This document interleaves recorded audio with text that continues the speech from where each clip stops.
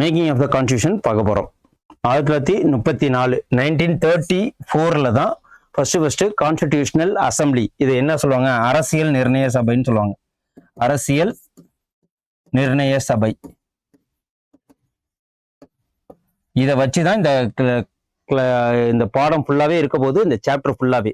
So நம்ம அடிக்கடி இந்த கான்ஸ்டியூஷன் அசம்பிளி அப்படின்னு மட்டும்தான் நம்ம பேசிக்கா சொல்லுவேன். ஸோ ஃபர்ஸ்ட் டைம் இதை உருவாக்கணும் அப்படிங்கிறது யார் சொன்னது? எம்என் ராய். இவரு ஒரு கம்யூனிஸ்ட், அதையும் பார்த்துங்க. அதுக்கப்புறம் கம்யூனிஸ்ட் மூவ்மெண்ட்ல இருந்தவர், கம்யூனிஸ்ட்வாதி எம்என் ராய் தான் ஃபர்ஸ்ட் இந்தியாவுக்கு கான்ஸ்டியூஷன் வேணும் அப்படின்னு சொல்லிட்டு சொன்னது. ஸோ அதுக்கப்புறம் 1935ல தான் Indian national Congress INC first time அவங்க என்ன கேட்டு இருக்காங்க? இந்தியாவுக்காக ஒரு கான்ஸ்டிடியூஷன் உருவாக்கணும், டிமாண்ட் பண்ணாங்க. கான்ஸ்டியூஷன் அசம்பிளி வேணும், அரசியல் நிர்ணய சபை வேணும் அப்படின்னு சொல்லிட்டு ஃபர்ஸ்ட் டைம் டிமாண்ட் பண்ணது 1900. ஐஎன்சி டிமாண்ட் பண்ணது எப்பன்னு கேட்பாங்க, 1935. ஃபர்ஸ்ட் இந்த கான்ஸ்டியூஷன் அசம்பிளி வேணும்னு சொன்னது எம்என் ராய். அது யாரு அப்படின்னு பாத்தீங்கன்னா, அவர் தான் வந்து பயோனியர், அது முன்னோடின்னு சொல்லுவாங்க. அவங்க முன்னோடி எதுக்கு? கம்யூனிஸ்ட் மூவ்மெண்ட்டுக்கு முன்னோடியா இருந்தவர். ஸோ இது ஒரு ஃபேக்ட். அதுக்கப்புறம் 1938 1938ல INC declared the constitution for free India. Jawaharlal நேருனால 1938ல ஃப்ரீ இந்தியாவுக்கு ஒரு கான்ஸ்டியூஷன் நம்ம ஃப்ரேம் பண்ணணும் அப்படின்னு சொல்லிட்டு ஜவஹர்லால் நேருனால முன்மொழியப்பட்டது. அதுவும் பார்க்கணும். அதுக்கப்புறம் வேர்ல்டு வார் வந்துருச்சு. வேர்ல்டு வார் முடிஞ்ச பிறகுதான் நாங்க உங்களுக்கு எல்லாமே ஹெல்ப் பண்றோம், நாங்க இந்த கான்ஸ்டியூஷன் அசம்பிளி மூலியமா வச்சு கான்ஸ்டியூஷனை ஃப்ரேம் பண்ணி தரோம்னு சொல்லிட்டு பிரிட்டிஷ் கவர்மெண்ட் சொன்னாங்க. ஸோ அந்த இதுக்கு வந்தவர் தான் யாரு அப்படின்னா, அந்த ஆஃபர் கொடுத்ததும் ஆகஸ்ட் ஆஃபர் 1940 அப்படின்னு சொல்லிட்டு சொல்லுவாங்க. ஆகஸ்ட் ஆஃபர் வருஷம் எவ்வளவு அப்படின்னா 1940. இதை கேட்பாங்க. இதுக்காக கவர்மெண்ட் டிமாண்ட் ஃபைனலி அக்செப்டட். யார் டிமாண்ட் பண்ணாங்க? ஐஎன்சி டிமாண்ட் பண்ணாங்க, கான்ஸ்டியூஷன் அசம்பிளி வேணும், நாங்க கான்ஸ்டியூஷன் ஃப்ரேம் பண்ணணும், ஃப்ரீ இந்தியா இண்டிபெண்டன்ஸ் வாங்கின பிறகு, அதாவது வேர்ல்டு வார் 2க்கு அப்புறம் எங்களுக்கு கண்டிப்பா இண்டிபெண்டன்ஸ் வேணும்னு சொல்லிட்டாங்க. அதை பிரிட்டிஷ் கவர்மெண்ட் அக்செப்ட் பண்ணதான் ஆகஸ்ட் ஆஃபர் 1940. ஓகே. அதுக்கப்புறம் 1942ல கான்ஸ்டியூஷன் அசம்பிளியை பில்டு பண்றதுக்காக வந்ததுதான் சர் ஸ்டாஃபோர்ட் கிரிப்ஸ். இதை வந்து கிரிப்ஸ் மிஷன் கூட சொல்லுவாங்க. இவர் வந்து ஒரு கேபினெட் மினிஸ்டர்ல இவரும் ஒரு ஆளு. பிரிட்டிஷ்ல இருந்து இந்தியாவுக்கு வந்து இங்க அதை ஃப்ரேம் பண்றதுக்கு பார்த்தாரு. Okay. Framing of independent constitution. So இதுதான் வேர்ல்டு வார் 2க்கு அப்புறம் இது நடந்தது. அதுக்கப்புறம் இதை யாரு ரிஜெக்ட் பண்ணாங்க அப்படின்னு பாத்தீங்கன்னா, முஸ்லீம் லீக், முகமது அலி ஜின்னா இவரோட எல்லா ப்ரொபோசலையும் ரிஜெக்ட் பண்ணிட்டாங்க. எதுக்காக அப்படின்னா, நாங்க இந்தியாவோட சேர்ந்து இருக்க மாட்டோம், எங்களுக்கு பாகிஸ்தான் அப்படின்னு சொல்லிட்டு ஒரு முஸ்லீம் நாடு வேணும் அப்படின்னு சொல்லி முஸ்லீம் லீகோட தலைவர் முகமது அலி ஜின்னா அவர்கள் அவங்க வந்து இதை ரிஜெக்ட் பண்ணிட்டாங்க, இந்த கிரிப்ஸ் ப்ரொபோசலை. ஓகே. அதையும் பார்க்கணும். 2 அட்டானமஸ் ஸ்டேட்ஸ் உருவாக போகுது அப்படின்னு சொல்லிட்டு முடிவாகி போயிட்டு, அதுக்கப்புறம் 2 கான்ஸ்டிடியூஷன் அசம்பிளி வேணும்னாங்க, அதுக்கு ஒத்துக்கல. அதுக்கப்புறம் தான் rejected the idea of 2 constitution assembly. So இதையும் பார்த்துக்குங்க. Okay. Composition of constitution assembly அப்படின்னா, அசம்பிளி இந்த அரசியல் நிர்ணய சபை எந்தெந்தெல்லாம் கட்டமைப்புல இருந்தது அப்படின்னு சொல்லிட்டு அதை தான் இந்த இதுல பார்க்க போறோம். நவம்பர் 1946 தான் வந்து இதை ஃபர்ஸ்ட் ஃபார்ம் பண்ணாங்க. கேபினெட் மிஷன் பிளான் அப்படின்னு சொல்லிட்டு மூலியமா கான்ஸ்டிடியூஷன் அசம்பிளியை ஃபர்ஸ்ட் ஃபார்ம் பண்ணது 1946 நவம்பர். அதுக்கப்புறம் இதுல என்னென்னலாம் ஃபியூச்சர் இருக்கு, கான்ஸ்டிடியூஷன் அசம்பிளில யாரெல்லாம் இருப்பாங்க அப்படின்னு பாத்தீங்கன்னா, பிரிட்டிஷ் இந்தியா இருப்பாங்க. அப்புறம் பிரின்ஸ்லி ஸ்டேட் அவங்க இருப்பாங்க. பிரின்ஸ்லி ஸ்டேட்னா யாருன்னா மன்னர்லாம் ஒவ்வொரு இடத்த வச்சிருப்பாங்க இல்லையா, அவங்க பிரின்ஸ்லி ஸ்டேட்ஸ். அதுக்கப்புறம் தான் இந்த இதுல முஸ்லீம்க்குன்னு சொல்லிட்டு தனியா, அதுக்கப்புறம் சீக்கியர்கள், இவங்க எல்லாருக்குமே இதுல இருக்கு. இதுல கம்யூனல் அவார்டை ரொம்ப மெயின்டைன் பண்ணியிருந்தாங்க. ஸோ அதான் பார்ப்போம். மொத்த ஸ்ட்ரென்த் கான்ஸ்டிடியூஷன் அசம்பிளில 389 389 அப்படி இருப்பாங்க. ஸோ அதுக்கப்புறம் அது குறைஞ்சு 296 யாருக்கு அந்த சீட்டை அலாட் பண்ணாங்க அப்படின்னு பாத்தீங்கன்னா, மொத்தம் 389. 296 யாருக்கு அப்படின்னு பாத்தீங்கன்னா, British India. So Madras, United province, Assam, Orissa, அப்புறம் பாம்பே, இவங்க கல்கட்டா, அது இங்க எல்லாமே வந்து கேபினெட் மிஷன் பிளான்ல இந்த கான்ஸ்டிடியூஷன் அசம்பிளில பிரிட்டிஷ் இந்தியாவுக்கு இவ்வளவு சீட்டு ஒதுக்கியிருக்காங்க. இது என்னன்னா பெருசா ஒன்றும் குழம்பிக்க வேணாம். ஸோ இப்போ லோக்சபா நடக்குது அப்படின்னா, நமக்கு இந்த தமிழ்நாட்டில் எத்தனை தொகுதி இருக்கு? 39 தொகுதி இருக்கு. பாண்டிச்சேரி ஒன்னோட சேர்த்து 40 தொகுதி. இப்போ சட்டமன்ற எலெக்ஷன் அப்படின்னு வருதுன்னா, எதுக்காக 234 தொகுதி இருக்கு. அதே மாதிரி தான் இந்த தொகுதிங்கிறது தான் இதுல வந்து சீட்டுன்னு சொல்றோம். 296 சீட்டு கான்ஸ்டிடியூஷன் அசம்பிளில. அதுக்கப்புறம் 93 சீட் யாருக்கு அலாட் பண்ணியிருக்காங்க? பிரின்சிபலி ஸ்டேட்ஸ்க்கு அலாட் பண்ணியிருக்கிறாங்க. ஓகே, அப்புறம் 296 சீட்லயே 292 அவங்க தான் வந்து பிரிட்டிஷ் இந்தியா. 11 கவர்னர்ஸ் அவங்க தான் வந்து எடுத்திருப்பாங்க. அதுக்கப்புறம் 4 சீஃப் கமிஷனர்ஸ் இருப்பாங்க அதுல. ஸோ இதெல்லாமே ஒரு ஃபேக்ட்ஸ். இதை ரொம்ப தெளிவா புரிஞ்சுக்கணும். கான்ஸ்டிடியூஷன் அசம்பிளில எத்தனை பேர் மொத்தம் அப்படின்னு பாத்தீங்கன்னா 389, மொத்தம் 296 சீட்ஸ் ஃபார் பிரிட்டிஷ் இந்தியா. அப்புறம் பிரின்சிபலி ஸ்டேட்ஸ்க்கு 93. அதுக்கப்புறம் இந்த இதெல்லாம் ஆட் பண்ணினா உங்களுக்கு இந்த 389ங்கிற நம்பர் வந்துடும். அதுக்கப்புறம் பிரிட்டிஷ் ப்ராவின்ஸ் அதையே வந்து பிரிச்சுட்டாங்க. எப்படி அப்படின்னா 3 பிரின்சிபல் கம்யூனிட்டிஸா பிரிச்சதுதான் முஸ்லிம்ஸ், சீக்கியர்கள் மற்றும் ஜெனரல் அப்படிங்கிற இந்த 3 இதுல பிரிச்சுதான் இந்த 296 சீட்ஸும் இருந்தது. அதுக்கப்புறம் கான்ஸ்டிடியூஷனல் அசம்பிளிங் வந்து டைரக்ட் அடல்ட் பிரான்சைஸ் அப்படிங்கிற மாதிரி ஓட்டு போட்டு மக்கள் ஓட்டு போட்டு இவங்களை தேர்ந்தெடுக்கல. இவங்க பார்ட்லி எலெக்டட், உள்ள இருக்கிற மெம்பர்ஸே எலெக்ட் பண்ணுவாங்க. பெரிய பெரிய லாயர்ஸ், பொலிட்டீஷியன்ஸ் அவங்களே எலெக்ட் பண்ணி அவங்களே சேர்த்துக்கிறது தான். So partly elected, partly nominated. Constitution assembly எப்படி எலெக்ட் பண்ணாங்க மெம்பர்ஸ் அப்படின்னு பாத்தீங்கன்னா பார்ட்லி எலெக்டட், பார்ட்லி நாமினேட்டட், அதுதான் சொல்லணும். அப்புறம் indirectly elected by the members, indirectly elected தான் இந்த கான்ஸ்டிடியூஷன் அசம்பிளி. அப்புறம் ஜூலை டு ஆகஸ்ட் 1946ல தான் இந்த கான்ஸ்டிடியூஷன் அசம்பிளிய இந்தியன் நேஷனல் காங்கிரஸ் இந்த இது நடந்துச்சு இல்லையா, நாமினேட்லாம் நடந்த பிறகு மொத்தம் அந்த 296 சீட்ஸ்ல நேஷனல் ஐஎன்சில இருந்து 208 சீட்டும், முஸ்லிம்ஸ்ல இருந்து லீக்ல இருந்து 73 சீட்ஸும் இருந்தாங்க. Okay, 73 seeds. அதுக்கப்புறம் இண்டிபெண்டன்ட் அப்படின்னு சொல்லிட்டு சொல்லுவாங்க தன்னிச்சையா, அவங்க வந்து 15 சீட்ஸ் இருந்தாங்க. ஸோ இதெல்லாம் கேட்க சான்சஸ் கம்மி, இது வரைக்கும் கேட்கல. ஸோ அதை விட்டுரும். அதுக்கப்புறம் இதுதான் பார்த்தது, nominated, not directly elected by the people. அது எல்லாருக்குமே தெரியும். ஸோ அதனால இதை ரொம்ப இது பண்ண வேண்டாம். இந்தியன் சொசைட்டிஸ்ல அப்ப யாரெல்லாம் இருப்பாங்க கான்ஸ்டிடியூஷன் அசம்பிளி அப்போ அப்படின்னு பாத்தீங்கன்னா Hindu, Muslim, Sikhs, Parsi, Anglo Indians, Indian Christians இருப்பாங்க. அதுக்கப்புறம் எஸ்சி, எஸ்டி இன்க்ளூடிங் உமன்ஸ், எல்லா செக்ஷன்ல உள்ள உமன்ஸையும் சேர்த்து தான் இந்த இதுல இந்தியன் சொசைட்டி அப்போதைக்கு இருந்தது. ஓகே, எக்ஸப்ட் யார சொன்னாங்க? The assembly included all important personalities of India. எல்லாரும் சேர்ந்தவங்க இம்பார்ட்டன்ட் பர்சனாலிட்டிஸ் எல்லாமே இருந்தாங்க, எக்ஸப்ட் மகாத்மா காந்தியை தவிர. ஓகே, அதையும் கேட்பாங்க. எக்ஸப்ட் யாருன்னு கேட்டாங்கன்னா இதையும் சொல்லிடணும். அதுக்கப்புறம் ஒர்க்கிங் த கான்ஸ்டிடியூஷன் அசம்பிளி, இந்த அரசியல் நிர்ணய சபையோட ஒர்க்கிங்லாம் என்ன, அதோட வேலைகள் என்ன அப்படின்னு சொல்லிட்டு பார்க்கணும் இல்லையா. அப்படின்னு பார்க்குறப்போ ஃபர்ஸ்ட் மீட்டிங் எங்க நடந்தது அப்படின்னு பார்த்தீங்கன்னா டைமிங் கேட்பாங்க. Constitution assembly December 9, 1946. ஓகே, நமக்கு ஆகஸ்ட் 15, 1947ல நமக்கு சுதந்திரம் கிடைக்க போகுது. இந்த இதுல இன்டரிம் கவர்மெண்ட் ஆரம்பிச்சிட்டாங்க கான்ஸ்டிடியூஷன் அசம்பிளியை. ஃபர்ஸ்ட் மீட்டிங் எங்க நடக்குது, இதுல யாரு கலந்துக்க மாட்டேன்னு பாய்காட் பண்றாங்க அப்படின்னா முஸ்லீம் லீக் பாய்காட் பண்றாங்க. அவங்க என்ன கேட்கறாங்க, தனி பாகிஸ்தான் வேணும், முஸ்லீம் நாடு வேணும் அப்படின்னு சொல்லிட்டு அந்த டிமாண்டுக்காக ஃபர்ஸ்ட் கான்ஸ்டிடியூஷன் அசம்பிளி மீட்டிங்கை ஒதுக்குறாங்க டிசம்பர் 9 அன்னைக்கு. அதுக்கப்புறம் இந்த மீட்டிங்ல மொத்தம் எத்தனை பேர் கலந்துக்கிட்டாங்க அப்படின்னு பாத்தீங்கன்னா 211 மெம்பர்ஸ். இந்த ஓல்டஸ்ட் பர்சன் யாருன்னா சச்சிதானந்த சின்ஹா தான் இந்த oldest person elected for the temporary president. இந்த கான்ஸ்டிடியூஷன் அசம்பிளில டெம்பரவரியா யாரு ஃபர்ஸ்ட் ஒரு ஓல்டஸ்ட் பர்சனை வந்து அமர்த்தினாங்க, அவங்க தான் டெம்பரவரி பிரசிடென்ட். யார் அப்படின்னா சச்சிதானந்த சின்ஹா. இதையும் கொஸ்டின்ஸ்ல நிறைய தடவை வந்திருக்கு. அதுக்கப்புறம் இது பிரெஞ்சு பிராக்டிஸ் மூலயமா தான் அங்க எப்படி நடக்குமோ அதே மாதிரி தான் இங்கேயும் நடந்திருக்கு. ஓகே, இந்த ஓல்டஸ்ட் பர்சனை மெம்பரை வந்து பிரசிடென்டா உட்கார்றது எங்க பண்ணுவாங்க அப்படின்னா பிரெஞ்சுல இதே மாதிரி தான் பிராக்டிஸ் பண்ணுவாங்க. அதை தான் இதுல இம்ப்ளிமெண்ட் பண்ணியிருக்கிறாங்க. அதுக்கப்புறம் லேட்டரா டாக்டர் ராஜேந்திர பிரசாத் எலெக்ட் பண்ணியிருக்காங்க, ஓட்டு போட்டு தேர்ந்தெடுத்து president of constitution assembly elected பண்ணி ஓட்டு போட்டு தேர்ந்தெடுத்தது இவரு. ஓல்டஸ்ட் பர்சனை அமர வச்சது சச்சிதானந்த சின்ஹா. அது வந்து பிரெஞ்சு பிராக்டிஸ்ல இருந்து எடுத்தது. இதையும் பாத்துக்குங்க.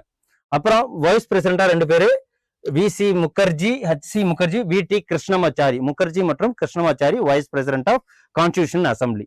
ஓகே, அப்புறம் objective resolution December 9 constitution assembly first meeting. Muslim League அதுல கலந்துக்கல, பாகிஸ்தான் அப்படிங்கிற ஒரு நாடு வேணுங்கிறதுக்காக அந்த ஃபர்ஸ்ட் மீட்டிங்ல யாரு பிரசிடண்டா இருந்தாங்க அப்படின்னா ஓல்டஸ்ட் பர்சனை ஒருத்தவங்க டெம்பரரியா பிரசிடண்டா உட்கார வச்சிருந்தாங்க. அது யார் அப்படின்னா சச்சிதானந்த சின்ஹா. அதுக்கப்புறம் எலெக்ட் பண்ணி தேர்ந்தெடுத்தது தான் டாக்டர் ராஜேந்திர பிரசாத். ஸோ அது வரைக்கும் முடிஞ்சிட்டு. இந்த அப்ஜெக்டிவ் ரெசல்யூஷன், ஸோ தீர்மானங்கள் வேணும் குறிக்கோள். இது என்ன அப்படின்னா டிசம்பர் 13, 1946 ஜவஹர்லால் நேருவால இந்த அப்ஜெக்டிவ் ரெசல்யூஷன் கிரியேட் பண்ணப்பட்டது. ஸோ ஹிஸ்டாரிக் அப்ஜெக்டிவ் ரெசல்யூஷன் என்ன அப்படின்னா ஒரு கான்ஸ்டிடியூஷன் அசம்பிளியோட ஃபண்டமெண்டல்ஸ், அடிப்படை மற்றும் ரூல்ஸ், பிலாசபி, தத்துவம் அதோட சேர்ந்ததுதான் இந்த கான்ஸ்டிடியூஷனல் ஸ்ட்ரக்சரை உருவாக்கணும்னு சொன்னதான் இந்த அப்ஜெக்டிவ் ரெசல்யூஷன். அதுல என்னென்னலாம் இருக்கணும் அப்படின்னு சொல்லிட்டு சொல்லியிருக்கிறாருன்னா, இந்தியாங்கிற நாடு ஒரு தனியா ஒரு இறையாண்மை மிக்க நாடா, அதாவது இண்டிபெண்டன்ட் சாவரின் ரிபப்ளிக் அப்படியே இருக்கணும் அப்படின்னு சொல்லிட்டு சொன்னதுதான் இந்த அப்ஜெக்டிவ் ரெசல்யூஷன். இந்த வார்த்தை ஃபர்ஸ்ட் அங்க யார் சொன்னது? ஜவஹர்லால் நேரு. இதுல அப்ஜெக்டிவ் ரெசல்யூஷன்ல. அதுக்கப்புறம் இந்த கான்ஸ்டியூஷன் வந்து ஃபியூச்சர் கவர்னன்ஸ் எதிர்காலத்துல வர்ற ஆட்சி அமைக்கிறதுக்காக இந்த கான்ஸ்டியூஷனை யூஸ் பண்ணிப்பாங்க. அப்புறம் டெரிட்டரிஸ், எந்தெந்த டெரிட்டரிஸ்லாம் கான்ஸ்டியூஷன்ல இருக்க அந்த இதுல வந்து சொல்லிடுவாங்க, இந்தியா உள்ள எந்தெந்த டெரிட்டரிஸ்லாம். ஸோ அதையும் பார்க்கணும். இந்தியன் ஸ்டேட்ஸ் எதெல்லாம் வந்து சொல்றாங்க அப்படின்னு பாத்தீங்கன்னா, parts of India, outside of India, அதுக்கு மட்டும் இல்லாம அதர் டெரிட்டரிஸும் இந்தியாவை கன்சிடர் பண்றாங்க. அதுக்கப்புறம் பாருங்க, டெரிட்டரிஸ் அப்படின்னு சொல்லிட்டு சொன்னாலே இந்த கான்ஸ்டியூஷன் அசம்பிளில ஸோ மற்ற ஏரியாக்களை அனைத்துமே உள்ளடக்கினது தான். அதுக்கப்புறம் இந்த கான்ஸ்டியூஷன் அசம்பிளில எல்லா பவரும், all powers and authorities of the sovereign நாட்டுக்கு கொடுத்துடணும். பிரிட்டிஷோட தலையீடு இதுல எதுலையுமே இருக்கக்கூடாதுங்கிறது தான் இந்த கான்ஸ்டியூஷன் மெயின். இண்டிபெண்டன்ட் இந்தியால இருக்கக்கூடாது அப்படின்னு சொல்லிட்டு சொல்லியிருக்காங்க. அதுக்கப்புறம் இது வந்து ஒரு constitution is the part and organ of the Indian ஸ்டேட்னு சொல்லலாம், இந்தியா கண்ட்ரின்னு கூட சொல்லலாம். ஸோ கவர்மெண்ட் ஃப்ரம் த பீப்புள்ல இருந்து constitution part of the organs அப்படின்னு சொல்லிட்டு சொல்லியிருக்காங்க. அப்புறம் secured for all the peoples, என்ன கேரண்டியா செக்யூர் பண்ணியிருக்கிறாங்க அப்படின்னு பாத்தீங்கன்னா, Indian justice, social, economical, political equality of all status and opportunity, freedom of thoughts, freedom of speech எல்லாமே கொடுத்துருக்க கேரண்டியா செக்யூர்டா கொடுத்துருப்போம் அப்படின்னு சொல்லிட்டு இதுல சொல்றாங்க.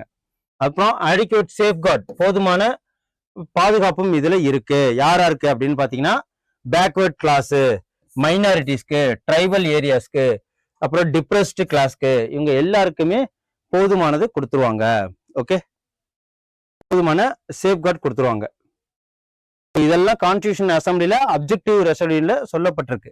இதுக்குதான் மெயின்ஸுக்கு இது யூஸ் ஆகும். ஓகே, ஸோ எதனால இந்த லக்ஷ்மிகாந்த் புக்ல இருந்து எடுக்கிறோம் அப்படின்னா, Bible of competitive examination for polity அப்படின்னு சொன்னா லக்ஷ்மிகாந்த். எதனால அப்படின்னா ஃபுல் டீட்டெயில்ஸா எலாபரேட்டா ஸோ ரொம்ப புரியுற மாதிரி கொடுத்துருப்பாங்க. ஸோ அதனாலதான் இது சொல்றாங்க. அதுக்கப்புறம் இந்த அப்ஜெக்டிவ் ரெசல்யூஷனை ஒரு மனதாக அடாப்ட் பண்ணிக்கிட்டாங்க கான்ஸ்டிடியூஷன் அசம்பிளில. ஜனவரி 22, 1947 எப்ப அடாப்ட் பண்ணிக்கிட்டாங்க அப்ஜெக்டிவ் ரெசல்யூஷனை அப்படிங்கிற அந்த டேட்டு கேட்கலாம். ஜனவரி 22, 1947. ஓகே, அதுக்கப்புறம் changes by the independence act. அது என்ன சேஞ்சஸ் பை த இண்டிபெண்டன்ஸ் ஆக்ட்னா, பிரின்ஸ்லி ஸ்டேட்ஸ் ஒன்று இருக்கும், அவங்க கான்ஸ்டிடியூஷன் அசம்பிளிலேருந்து தள்ளியே இருந்தாங்க. இண்டிபெண்டன்ஸ் ஆக்ட் என்னன்னா, பிரின்ஸ்லி ஸ்டேட்ஸ் 93 ஸ்டேட்ஸ் இருக்கு இல்லையா, அவங்க ஆன் ஏப்ரல் 28, 1947 ஏப்ரல் 28 ஸோ ஒரு 6 states representative of the 6 states அவங்க என்ன பண்ணியிருக்காங்க, அக்செப்ட் பண்ணியிருக்கிறாங்க. எதை? இந்த மவுண்ட் பேட்டன் பிளானை அக்செப்ட் பண்ணியிருக்கிறாங்க. ஸோ அதுதான். அதுக்கப்புறம் ஜூன் 3, 1947க்கு அப்புறம் எல்லா பிரின்ஸ்லி ஸ்டேட்ஸும் கொஞ்சம் கொஞ்சமா அடாப்ட் ஆயிட்டாங்க. ஸோ இந்த கான்ஸ்டிடியூஷன் அசம்பிளில இந்தியா இண்டிபெண்டன்ஸ் ஆக்ட் 1947 படி 3 சேஞ்சஸ் நடந்திருக்கு. என்ன அப்படின்னா, ஃபுல்லி சாவரின் பாடியா இந்தியாவை கன்சிடர் பண்ணியிருக்கிறாங்க. அப்புறம் வந்து இந்த கான்ஸ்டிடியூஷனை ஆல்டர் பண்ணலாம், அப்ரகேட் பண்ணலாம். So law made by the British government, அவங்களோட தலையீடு இல்லாம. ஓகே, கான்ஸ்டிடியூஷன் அசம்பிளிங்கிறது ஒரு லெஜிஸ்லேட்டிவ் பாடி. என்ன, டைரக்டாவும் எலெக்ட் பண்ணுவாங்க, இன்டைரக்டாவும் எலெக்ட் பண்ணுவாங்க. இதை ஒரு லெஜிஸ்லேட்டிவ் பாடியா வந்து கன்சிடர் பண்ணுவாங்க. அதுக்கப்புறம் கான்ஸ்டிடியூஷன் ஃபார் ஃப்ரீ இந்தியா, அரசியல் அமைப்பு வந்து ஸோ இந்தியா சுதந்திரம் வாங்கின பிறகு so ordinary law for the கண்ட்ரியா இதை சொல்லியிருக்கிறாங்க. ஓகே, ஸோ அதுக்கப்புறம் டாக்டர் ராஜேந்திர பிரசாத் தான் ஃபர்ஸ்ட் கான்ஸ்டிடியூஷன் அசம்பிளியோட சேர்மன். அது மட்டும் இல்லாம first parliament for free India dominion legislature இந்த கான்ஸ்டியூஷன் அசம்பிளிக்கு கொடுத்திருக்கிறாங்க. ஜிவி மாவ்லங்கர் அவர் தான் வந்து 2 functions continued till November 26, 1949 வரைக்கும் இருந்திருக்கிறாரு. ஸோ எப்பப்பெல்லாம் கான்ஸ்டியூஷன் அசம்பிளி கூடுதோ அப்பெல்லாம் வந்து சேர்மனா தலைவராக யார் இருந்திருக்காங்க, டாக்டர் ராஜேந்திர பிரசாத். அதுக்கப்புறம் இந்த லெஜிஸ்லேட்டிவ் பாடி, அதுக்கப்புறம் சேர்டு பை ஜிவி மாவ்லங்கர். இவர் 2 functions கண்டினியூவா November 26, 1949 வரைக்கும் இவர் தான் வந்து இதுல சேர்டா அதாவது தலைவராக இருந்திருக்கிறார். Total strength of the constitution assembly CA constitution assembly எவ்வளோ 299 எகெயின்ஸ்ட் 389 299 குறைஞ்சிட்டு. இதுதான் ஒரிஜினலா இருக்கு. ஒரிஜினலி 389 ஃபிக்ஸ்டா இருந்தது 1946ல. ஸோ அதுக்கப்புறம் சீட்டு குறைஞ்சது 299. ஸோ 296 to 229 பிரின்சிபலி ஸ்டேட்ஸும் 93 to 70 ஸ்டேட் வைஸ் மெம்பர்ஷிப்பாகவும் இந்த அசம்பிளியில குறைஞ்சிருக்கிறாங்க. அதுதான் இதுல சொல்றாங்க. வேற என்னென்னலாம் பெர்ஃபார்ம் பண்ணாங்க இந்த கான்ஸ்டிடியூஷன் அசம்பிளி ஃபுல்லாவே வந்து இந்தியர்களால இருக்கிறாங்க. அவங்க என்ன பண்ணுவாங்க, India's member of the commonwealth May 1949. எப்போ காமன்வெல்த்ல இந்தியா ஜாயின் பண்ணுச்சு அப்படின்னு டேட் கேட்டா மே 1949. எப்போதான் அடாப்ட் பண்ணாங்க நேஷனல் பிளாக் ஜூலை 22, 1947. இது மட்டும்தான் ஆட்மன் அவுட்டா இருக்கும். National flag July 22, 1947. இதையும் கொஸ்டின்ஸ் கேட்கலாம். அதுக்கப்புறம் நேஷனல் ஆந்தம் ஜனவரி 24, 1950. அதுக்கப்புறம் நேஷனல் சாங் இது ஜனவரி 24, 1950. Doctor Rajendra Prasad first president of India ஜனவரி 24, 1950 அதுல இருந்தவர். அதுக்கப்புறம் கான்ஸ்டிடியூஷன் அசம்பிளி எத்தனை தடவை 11 செஷன் நடந்திருக்கு 2 இயர்ஸா. அதுக்கப்புறம் 11 மந்த். ஓகே, 2 years 11 month மொத்தம் 18 days. ஸோ இதையும் பார்த்துக்குங்க. 11 செஷனை விட்டுருங்க. 2 years 11 month 18 days. மொத்தம் இத்தனை நாள் வந்து இதுல கான்ஸ்டிடியூஷன் அசம்பிளிக்காக 11 செஷன் ஏற்படுத்தியிருக்கிறாங்க. அதுக்கப்புறம் இதுல 60 countries 60 countries வந்து நம்ம கான்ஸ்டிடியூஷனை டிராஃப்ட் பண்றதுக்காக பாரோ பண்ணியிருக்கோம், வாங்கி எழுதியிருக்கிறோம். ஸோ இதை கிரியேட் பண்றதுக்கு எத்தனை நாள் ஆயிருக்கு அப்படின்னு பாத்தீங்கன்னா 114 நாள் 114 days ஆயிருக்கு. இதுக்காக செலவு செய்யப்பட்ட தொகை எவ்வளவு அப்படின்னு பாத்தீங்கன்னா 64 lakhs. ஸோ நமக்கு இதுக்கப்புறமும் இதுல என்னன்னா நேஷனல் பிளாகை வடிவமைச்சது யாரு அது நமக்கு தெரியணும். அதுக்கப்புறம் அது டிசைன் பண்ணது யாரு, அதோட நீளம் என்ன, அதுக்கப்புறம் எதுக்காக அந்த ஆரஞ்சு ஒயிட் அண்ட் கிரீன், அதுக்கப்புறம் அசோகா, அப்புறம் 24 வீல்ஸ் இருக்கு அப்படிங்கிற அதெல்லாம் தெரிஞ்சுக்கணும். அதுக்கப்புறம் நேஷனல் ஆந்தத்தை எழுதுனது யாரு, அப்புறம் நேஷனல் சாங்ஸை எழுதுனது யாரு, இதெல்லாம் நமக்கு ஃபேக்ட்ஸ். இதெல்லாம் நான் உங்களுக்கு கமெண்ட்ஸ்ல கேட்டிருக்கேன், நீங்க கமெண்ட்ஸ்ல கொடுங்க. ஸோ அடுத்த கிளாஸ் வரும்போது இதுக்குண்டான ஆன்சரை நான் உங்களுக்கு கொடுக்குறேன். கான்ஸ்டியூஷன் ஃபுல்லாகவே நம்ம அடாப்ட் பண்ண பிறகு ஃபர்ஸ்ட் ஜெனரல் எலெக்ஷன் எப்போ நடந்தது அப்படின்னா 1951 to 52. ஓகே, அதையும் பார்த்துக்கங்க. மேக்கிங் ஆஃப் த கான்ஸ்டியூஷனில் ஏகப்பட்ட ஃபேக்ட்ஸ் இருக்கும். இது ஒரு தடவைக்கு 2 தடவை பாருங்க, ஃபுல்லாகவே புரியும். ஸோ மேஜராக நமக்கு கொஷின்ஸ் கேட்கறது இதுலேருந்து தான் இருக்கும். இப்போ கான்ஸ்டியூஷன் அசம்பிளின்னு சொல்லிட்டாலே அதுக்கு என்னென்ன கமிட்டிஸ்லாம் போட்டிருந்தாங்க. இப்போ கான்ஸ்டியூஷனை உருவாக்குறதுக்கு ஒரு கமிட்டிஸ் போட்டிருக்கிறாங்க. ஒவ்வொரு டிபார்ட்மெண்ட்ஸ்க்கும் ஒவ்வொரு கமிட்டி போட்டிருப்பாங்க, major committee, minor committee. So அந்த மாதிரி அதில் இந்த மேஜர் கமிட்டிஸாக என்னென்னலாம் இருக்குது அப்படின்னு சொல்லிட்டு பார்த்தீங்கன்னா, எதுக்காக இந்த கமிட்டிஸ்லாம் உருவாக்குனாங்க அப்படின்னா making of the constitution independent. அதாவது 1947க்கு அப்புறம் இந்தியா சுதந்திரம் வாங்குது. அதுக்கப்புறம் நம்ம நாட்டை இந்தியாவை சுதந்திரமா வழி நடத்துறதுக்கும் ஆட்சி பண்றதுக்கும் நமக்கு ஒரு ரூல்ஸ் வேணும், கான்ஸ்டிடியூஷன் வேணும், அரசியலமைப்பு வேணுங்கிறதுக்காக அதுக்காக வேலை பார்த்தவங்க தான் அதுக்கு ஒவ்வொரு இதுக்கும் கமிட்டிஸ் போட்டாங்க. இப்போ இதுல இந்த கமிட்டிஸ் அப்புறம் அதோட சேர்மன் யாரோ அதை தான் இதுல கொடுத்துருக்காங்க. மேஜர் கமிட்டின்னு இருக்கு, மைனர் கமிட்டின்னு இருக்கு. மேஜர் கமிட்டிலாம் பாருங்க, இவங்க யூனியன் பவர்ஸ் கமிட்டியா யார் இருந்திருக்காங்கன்னா ஜவஹர்லால் நேரு. இதுல இருந்து கூட கொஸ்டின்ஸ் கேட்பாங்க. யூனியன் கான்ஸ்டிடியூஷன் கமிட்டியா யார் இருக்காங்க அப்படின்னா ஜவஹர்லால் நேரு. ப்ரொவின்ஷியல் கான்ஸ்டிடியூஷன் கமிட்டியா சர்தார் பட்டேல், அதாவது ஒவ்வொரு மாநிலத்தையும் சேர்க்கிற வேலை. அப்புறம் டிராஃப்டிங் கமிட்டினா டாக்டர் அம்பேத்கர், கான்ஸ்டிடியூஷனை டிராஃப்ட் பண்ணி எழுதி சேர்க்கறது. அப்புறம் அட்வைசரி கமிட்டி லீகல் அட்வைசரா இருப்பாங்க, ஃபண்டமெண்டல் ரைட்ஸ்க்கு, மைனாரிட்டிஸ்க்கு, ஸோ ட்ரைபல் அண்ட் எக்ஸ்க்ளூட் ஏரியாஸ்க்கு சர்தார் பட்டேல் தான் இதுல சேர்மனா இருந்திருக்கிறாரு. அதுக்கப்புறம் ஃபண்டமெண்டல் ரைட்ஸுக்கே சப் கமிட்டிஸ் இருக்கிறாங்க. யாரு அப்படின்னா ஜேபி கிருபாலினி, மைனாரிட்டிஸ்க்கு HC Mukherjee, north east frontier tribal ஏரியாஸ்க்கு யாரெல்லாம் இருக்காங்க அப்படின்னு பார்த்தீங்கன்னா பர்தோலி, கோபிநாத் பர்தோலி இருக்கிறாரு.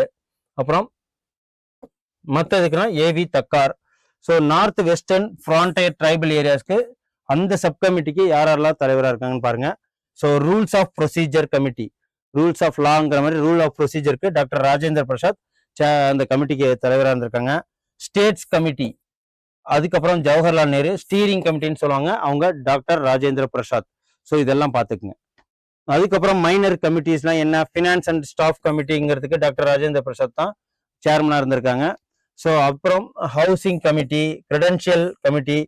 ஸோ ஆக மொத்தம் ஏகப்பட்ட இந்த ஆட்ஹாக் கமிட்டினா தனி நேஷனல் ஃபிளாக்காக உருவாக்குனது தான் டாக்டர் ராஜேந்திர பிரசாத் இருந்திருக்காங்க. ஸோ இந்த மேஜர் கமிட்டி, மைனர் கமிட்டி இதையும் தெரிஞ்சுக்குங்க. மேஜர் கமிட்டி 8 கமிட்டிஸ் இருக்கு, மைனர் கமிட்டி பாருங்க 13 கமிட்டிஸ் இருக்கு. ஓகே. கான்ஸ்டியூஷன் அசம்பிளி, இதுக்காக உள்ள ஃபங்க்ஷனுக்காக உள்ளதான் ஜிவி மாவலங்கர். சுப்ரீம் கோர்ட்டுக்காக வரதாச்சாரி, இவரு அசம்பிளி மெம்பர்ஸா கிடையாது. அப்புறம் சீஃப் கமிஷனர் ஆஃப் ப்ராவின்சஸ்க்கு பட்டாபி சீதாராமையா. எக்ஸ்பர்ட் கமிட்டி அந்த ஃபினான்ஷியல் ப்ரொவிஷனுக்கு நளினி ரஞ்சன் சர்க்கார் அவங்கள நியமனம் பண்ணியிருக்காங்க சேர்மனா. அப்புறம் லிங்குஸ்டிக் ப்ராவின்சஸ் மொழி வாரியாக எஸ்கே தார் கமிட்டி. ஸோ அதையும் பார்த்துக்குங்க. அப்புறம் ஸ்பெஷல் கமிட்டி ஃபார் டிராஃப்டிங் கான்ஸ்டியூஷனுக்கு ஜவஹர்லால் நேரு. அப்புறம் press gallery committee Ushanath Sen. So ad hoc committee for சிட்டிசன்ஷிப்க்கு வரதாச்சாரி. ஸோ இதுல யாரெல்லாம் இந்த கான்ஸ்டியூஷன் அசம்பிளில சேர்மன் இல்லை அதையும் பார்த்துக்குங்க. இப்படியெல்லாம் கொஸ்டின்ஸ் கேட்கறதுக்கு நிறைய சான்சஸ் இருக்கு. அப்புறம் டிராஃப்டிங் கமிட்டி இது எல்லாமே தெரியும். ஸோ டாக்டர் BR அம்பேத்கர் தான் இதோட சேர்மன். அதுல இருக்கிற அந்த 7 மெம்பர்ஸ் யாரு அப்படின்னு பாத்தீங்கன்னா Gopalaswami Ayyangar, Alladi Krishnaswami Iyer, doctor KM Munshi. So இது மனப்பாடம் பண்ணிச்சுங்க. சையது முகமது சதயத்துல்லா, அப்புறம் மாதவ ராவ். இவரை ரீப்ளேஸ் பண்ணதான் யாரு அப்படின்னா BL மிட்டர். அவரு ரிசைன் பண்ணதுனால மாதவ ராவ் இருக்கிறாரு. அப்புறம் TT கிருஷ்ணமாச்சாரி, DP கைத்தான் இறந்து போனதுனால அவரு TT கிருஷ்ணமாச்சாரிய நியமனம் பண்ணாங்க. ஸோ மொத்தம் 7 மெம்பர்ஸ். இதையும் பார்த்துக்குங்க. ஃபர்ஸ்ட் டிராஃப்ட் எப்போ அப்படின்னு பாத்தீங்கன்னா February 1948. மொத்தம் கொடுத்த மாசம் 8 மந்த் இவங்களுக்கு கொடுத்துருக்காங்க. 8 மந்த்துக்குள்ள நீங்க கான்ஸ்டியூஷனை டிராஃப்ட் பண்ணி முடிச்சிடணுன்ட்டு 6 மந்த்லேயே அதை முடிச்சிட்டாங்க. ஸோ அதையும் பார்ப்போம். அதுக்கப்புறம் எவ்வளவு அமெண்ட்மெண்ட்ஸ்லாம் இருக்குன்னு பாருங்க. Drafting committee prepare second draft, published October 1948. So less than 6 மந்த்லயே 141 டேஸ்லயே என்ன பண்ணிட்டாங்க, டிராஃப்டிங் கமிட்டி டிராஃப்ட் பண்ணிட்டாங்க. ஓகே, கான்ஸ்டியூஷனை உருவாக்குறதுக்கு. எனாக்ட்மெண்ட் ஆஃப் த கான்ஸ்டிடியூஷன் எப்போ இந்த கான்ஸ்டிடியூஷனை கொண்டு வந்தாங்க அப்படின்னு சொல்லிட்டு பார்த்தீங்கன்னா January 26, 1950. அப்போயே தெரியும். ஸோ ஃபைனல் டிராஃப்ட் யாரு, doctor BR Ambedkar. Final draft கொடுத்தது November 4, 1948. அதுதான் ஃபர்ஸ்ட் ரீடிங்கு. அதுக்கப்புறம் டிஸ்கஷன் மட்டுமே 5 டேஸ் நடந்தது, November 9 வரைக்கும். அதுக்கப்புறம் செகண்ட் ரீடிங்கு. ஸோ இதுல எப்போ நடந்தது அப்படின்னு பார்த்தீங்கன்னா November 15, 1948. ஸோ டிராஃப்ட் பண்ணதை ஸோ எல்லாத்தையும் பாரோ பண்ணி எழுதி வச்சிருக்கிறத ஸோ திரும்பி அமெண்ட்மெண்ட்ஸ்க்காக எதுக்கு நம்ம இந்திய நாட்டுக்கு தேவை இருக்கும் இருக்காது அப்படிங்கிறத படிச்சு காமிக்கிறது தான். அதுக்கப்புறம் October 17, 1949 தான் இது முடிஞ்சது.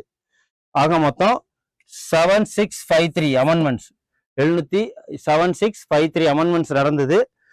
அப்புறம் 2473 இத்தனை இதுல ஆக்சுவலி டிஸ்கஸ் பண்ணியிருக்கிறாங்க அந்த அசம்பிளில இத்தனை மேட்டர்ஸை பத்தி. ஓகே, அதையும் பார்த்துக்குங்க. தேர்ட் ரீடிங்ல தான் ஃபைனல் அம்பேத்கர் மோஷன் கிரியேட் பண்ணி கான்ஸ்டிடியூஷனை உருவாக்கிட்டாங்க. ஸோ November 14, 1940 அப்போ 49 அப்போ மோஷன் கிரியேட் பண்ணி ஸோ அசம்பிளி இந்த அசம்பிளி கான்ஸ்டிடியூஷன் டிராஃப்டை பாஸ் பண்ணிட்டாங்க. ஸோ இதை பர்சனலா November 26, 1949 தான் drafting constitution declare passed on November 26. அது எப்போ நடைமுறைக்கு வந்ததுங்கிறது தான் January 26. ஓகே, மொத்தம் 284 ஆக்சுவலி பிரசன்ட். ஸோ 299 மெம்பர்ஸ்ல 284 பேர் தான் இதுல கலந்துக்கிட்டாங்க. அதையும் பார்க்கணும். கான்ஸ்டிடியூஷன் அடாப்டட் எப்போ அப்படின்னு பார்த்தீங்கன்னா November 26, 1949. பிரியாம்பிள் 395 ஆர்டிகல்ஸ் 8 ஷெட்யூலோட ஸோ ஏத்துக்கிட்டது, அடாப்ட் பண்ணிக்கிட்டது November 26, 1949. அதுக்கப்புறம் ஃபாதர் ஆஃப் கான்ஸ்டிடியூஷன் யாரு அப்படின்னு கேட்பாங்க. ஸோ இது நிறைய கொஸ்டின்ஸ் கேட்டிருக்காங்க. Doctor BR Ambedkar. Chief architecture of the constitution யாரு? Doctor B R Ambedkar. Modern Manu of the constitution யாரு அப்படின்னு பார்த்தீங்கன்னா அவரும் டாக்டர் பி ஆர் அம்பேத்கர். இதெல்லாம் ஒரு தடவை ரீகால் பண்ணிக்கங்க. Constitution, enforcement of the constitution, அரசியலமைப்பு எப்போ வந்து நடைமுறைக்கு வந்தது, என்ஃபோர்ஸ்மெண்ட் நடந்தது. இதுல என்னென்னலாம் சொல்லியிருக்காங்க அப்படின்னு பார்த்தீங்கன்னா citizenship, election, provisional parliament, temporary, transitional provisions இதெல்லாம் முன்னாடியே வந்து என்ஃபோர்ஸ்மெண்ட் ஆயிட்டு வந்துருச்சு. எந்தெந்த ஆர்டிகல்னா ஆர்டிகல் 5, 6, 7, 8, 9, அப்புறம் 60, 324, 366 இது எல்லாமே வந்து முன்னாடியே பாஸ் ஆயிட்டு. ஓகே, நவம்பர் 26, 1949 பாஸ் ஆயிட்டு. அதையும் பார்த்துங்க. ஜனவரி 26, 1950 தான் கமன்ஸ்மெண்ட், அந்த கான்ஸ்டிடியூஷன் அரசியலமைப்பு தொடங்கப்பட்ட நாள் தான் ஜனவரி 26, 1950. ஏன் அந்த நாளை சொல்றாங்க அப்படின்னு பாத்தீங்கன்னா பூர்ண ஸ்வராஜ் 1930 இந்த பூர்ண ஸ்வராஜ் லாகூர் செஷன் ஜவஹர்லால் நேரு தான் அதுல தலைவராக இருந்தாரு. அப்பதான் இந்த பூர்ண ஸ்வராஜ் அப்பதான் கான்ஸ்டிடியூஷன் அந்த நாளை ஏன்னா இண்டிபெண்டன்ஸ் வேணும்னு சொல்லிட்டு முழக்கமிட்டதா தான். அதை நினைவு கூறும் வகையில தான் ரிப்பப்ளிக் டே அப்படின்னு சொல்லிட்டு ஜனவரி 26, 1950 சொல்றாங்க. Okay, experts committee. எக்ஸ்பர்ட்னா என்ன அப்படின்னு பாத்தீங்கன்னா ரொம்ப அறிவார்ந்த மக்கள் இருக்கிற எல்லா துறையிலையும் எக்ஸ்பர்ட்ஸ் இருப்பாங்களே, லாயரா இருந்தாலும் பொலிட்டீஷியனா இருந்தாலும் ஏதோ ஒரு எஜுகேஷன் இதுல அவங்களதான் எக்ஸ்பர்ட்ஸ் கமிட்டின்னுவாங்க. இந்த கான்ஸ்டியூஷன் அசம்பிளியில Congress party, Indian national Congress appoint பண்ணாங்க எக்ஸ்பர்ட்ஸ் கமிட்டி. அதுல யார் யார் இருப்பாங்க அப்படின்னு பாத்தீங்கன்னா Jawaharlal Nehru, Asaf Ali, KM Munshi, Gopalaswami Ayyangar, KT Shah, DR Gadgil, Humayun Kabir, அப்புறம் K சந்தானம். மொத்தம் 8 மெம்பர்ஸ் இந்த எக்ஸ்பர்ட் கமிட்டில இருப்பாங்க. இதையும் பார்த்துக்குங்க. ஸோ ஃபர்ஸ்ட் நியூ டெல்லியில ஜூலை 20, 22, 1946 அங்கதான் வந்து ஃபர்ஸ்ட் இந்த கிருஷ்ணா கிருபாலினி எக்ஸ்பர்ட் கமிட்டி எங்க 2 தடவை நடந்திருக்கு. ஒன்னு நியூ டெல்லியில, 2வது பாம்பேல. ஓகே, அந்த டேட்டு ஆகஸ்ட் 15 to 17, அது ஜூலை 20 to 22, 1946. ஸோ இதையும் பார்த்துக்குங்க. இந்த கான்ஸ்டிடியூஷன் அசம்பிளியை ஒரு காங்கிரஸ் பார்ட்டி, காங்கிரஸ் குழு அப்படின்னு சொல்லிட்டு சொல்லுவாங்க. யாருன்னா கிரான்வாலி ஆஸ்டின். அதுக்கப்புறம் இது ஹிந்துவால் நிறைந்த ஒரு குழு, கான்ஸ்டியூஷன் அசம்பிளின்னு சொல்லுவாங்க. அதுக்கப்புறம் இதுல மக்கள் மட்டும் இல்லாம லாயர்ஸும் பொலிட்டிஷியன் மட்டுமே இந்த குழுவில் இருக்காங்க கான்ஸ்டியூஷன் அசம்பிளில அப்படின்னு சொல்லிட்டு கிரிட்டிசைஸ்லாம் நிறைய இருக்கு. அதுக்கப்புறம் கான்ஸ்டியூஷன் அசம்பிளில நமக்குன்னு சில ஃபேக்ட்ஸ் இருக்கு இல்லைங்களா, அதை பார்ப்போம். இந்த கான்ஸ்டியூஷன் அசம்பிளியோட சிம்பிள் என்ன அப்படின்னா எலிஃபண்ட். Okay, elephant. அதுக்கப்புறம் சர் BNR ராவ், இவர் தான் கான்ஸ்டிடியூஷனோட அட்வைசர். இந்த கான்ஸ்டியூஷன் அசம்பிளில கான்ஸ்டிடியூஷனோட அட்வைசர் இவர் தான். அப்புறம் HVR ஐயங்கார், இவர் தான் வந்து secretary of the constitution assembly. அதையும் கேட்கறதுக்கு சான்ஸ் இருக்கு. அப்புறம் SN Mukherjee, chief draftsman of the constitution. So அரசியலமைப்பை சீஃப் இருந்தவர் அவர் தான் கான்ஸ்டியூஷன் அசம்பிளில. அப்புறம் பிரேம் பிகாரி நாராயண் ரைஸ்தா, இவர் தான் வந்து இந்த கான்ஸ்டிடியூஷன் இருக்கு இல்லையா அரசியலமைப்பு, அதை எழுதினது யாரு அப்படின்னா பிரேம் பிகாரி நாராயண் ரிசாதா அப்படிங்கிறவரு. அதுக்கப்புறம் ஒரிஜினலா இந்த கான்ஸ்டியூஷன் இத்தாலிக்ல ஹிந்தியில எழுதியிருக்கிறாங்க. ஓகே, அதுக்கப்புறம் ஒரிஜினல் வெர்ஷன் என்ன இருக்கோ ஹிந்தியில தான் இருக்கும். ஒரிஜினல் வெர்ஷன் எழுதினது சாந்தி நிகேதன், நந்தலால் போஸ், அப்புறம் பிஹோர் ராம் மனோகர் சின்ஹா. ஸோ இதுவும் ஃபுல் ஃபேக்ட்ஸ் பார்த்துக்குங்க. அப்புறம் பிரியாம்பிள வடிவமைச்சது சைட்ல அந்த டெக்கரேஷன் மாதிரி இருக்கும், அதுக்கப்புறம் உள்ள ஒரு எழுத்து இருக்கு இல்லையா, பிஹோர் ராம் மனோகர் சின்ஹா அவர் தான் வந்து ஆர்னமெண்ட் ஆஃப் த ஒரிஜினல் பிரியாம்பிள கேலிகிராஃப் பண்ணது. அதுதான் ஆனா பிரியாம்பிள கேலிகிராஃப் பண்ணது எழுதினது யார் அப்படின்னா பிரேம் பிகாரி நாராயண் ரஸ்தா. ஸோ ரொம்ப கிரிட்டிக்கலா இருக்கும், நல்லா பாத்துக்கங்க. அதுக்கப்புறம் ஹிந்தி வேர்ஷனை ஃபுல்லாவே எழுதியிருக்கிறது வசந்த கிருஷ்ண வைடா. ஓகே, இதை எல்லாமே டெக்கரேட் பண்ணது நந்தலால் போஸ். மொத்த கான்ஸ்டிடியூஷனும் இதை 1 time 2 times பார்த்துக்குங்க. அதுக்கப்புறம் 52nd அமெண்ட்மெண்ட் ஆக்ட் ஷெட்யூல்டு, அதாவது அட்டவணைன்னு சொல்லுவாங்க, 22 படி தான் ஹிந்தி லாங்குவேஜ் இல்லாம இருக்கிற எல்லா லாங்குவேஜ்லயுமே கான்ஸ்டியூஷன் வேணும் அப்படின்னு சொல்லிட்டு சொன்னாங்க. இந்த வருஷம் கூட கான்ஸ்டிடியூஷனை 2 லாங்குவேஜ்ல கொடுத்துருக்காங்க. அது என்ன அப்படின்னு சொல்லிட்டு கமெண்ட்ல சொல்லுங்க. நான் நாளைக்கு நெக்ஸ்ட் கிளாஸ் வரும்போது அதையும் நான் உங்களுக்கு சொல்றேன்.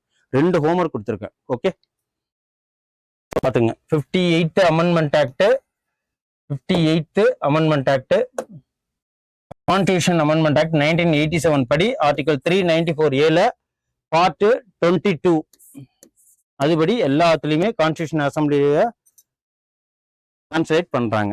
ஓகே, இதெல்லாம் அதுல சொன்னதுதான். ஃபர்ஸ்ட் கான்ஸ்டியூஷன் அசம்பிளிக்காக எத்தனை சீட் ஒதுக்குனாங்க, 389. அதுல யார் யார் இருப்பாங்க அப்படின்னு பாத்தீங்கன்னா, பிரிட்டிஷ் இந்தியா ப்ராவின்ஸ் 11 ப்ராவின்சஸ் இருக்கு. அதுல இருந்து 292 மெம்பர்ஸ். பிரின்ஸ்லி ஸ்டேட்ஸ் இந்தியன் ஸ்டேட்ல 93 மெம்பர்ஸ் இருக்காங்க அவங்க. அதுக்கப்புறம் சீஃப் கமிஷனர் ப்ராவின்சஸ்ல 4 பேரு. ஸோ அவங்க மொத்தமா 389. இதையும் ஒரு ஃபேக்ட்ஸ். அடுத்தது பாருங்க,